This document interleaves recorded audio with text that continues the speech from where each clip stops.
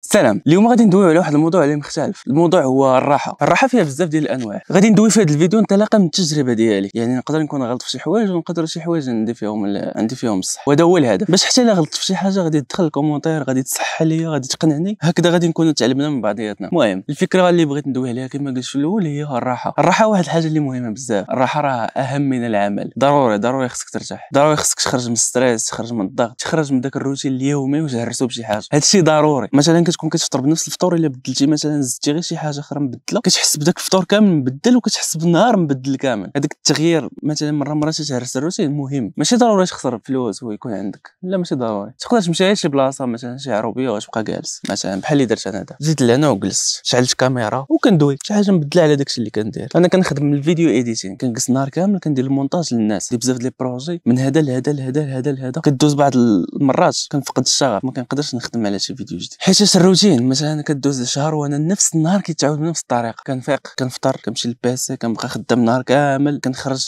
نشرب قهوه، كنرجع كنكمل الخدمه، كنخرج كنجيب شي حاجه كنطيبها كناكلها، كنجلس اما كنوجد محتوى كنصور ولا كنعس، كيبقى يتعاود نفس النهار حتى دماغي عيا من هاد الروتينات. داكشي باش جيت اليوم لهاد البلاصه، ماشي شي بلاصه اللي زوينه، بلاصه عاديه ما فيها حتى حاجه مميزه، ولكن الهدف هو انني نهرس واحد الروتين. كل واحد كيختلف الروتين ديالو، ولكن هو نفس المنطق. ضروري واحد النهار تهرس الروتين، وماشي ضروري داك النهار يكون السبت ولا الحد، راه بصح السبت ولا الحد كيكون الويكاند، ولكن ممكن يكون بلاصه ما تمشيش تجلس في القهوه، كنتي ساكن في شي مدينه زوينه تقدر تمشي لشي بلاصه بشي جبل وتجلس انت وراسك بلا تليفون بلا والو، وتجلس كتشوف في المناظر واللائحه طويله ديال الامثله. يعني الفكره العامه هي انك تهرس الروتين ديالك. كنتي كتقرا مره هرس الروتين، تقرا في شي بلاصه اخرى، خص غير تبدل البلاصه. تقدر كاع تبدل، مثلا كتمشي للمدرسه من هذه الطريقه هذه تقدر تولي تمشي من طريق اخرى، ويقدر دماغك يرتاح حيت الدماغ كيعيا من الروتين، كيعيا بزاف. المهم باختصار خذ فتره راحه، بدل الروتين. الراحه راه ماشي هي النعاس، الراحه راه هي تبدل، دير شي حاجه جديده، دماغك كيرتاح، دماغك كيبغي الجديد. لاحظت انا حتى في الفيديوهات كندير الايديتين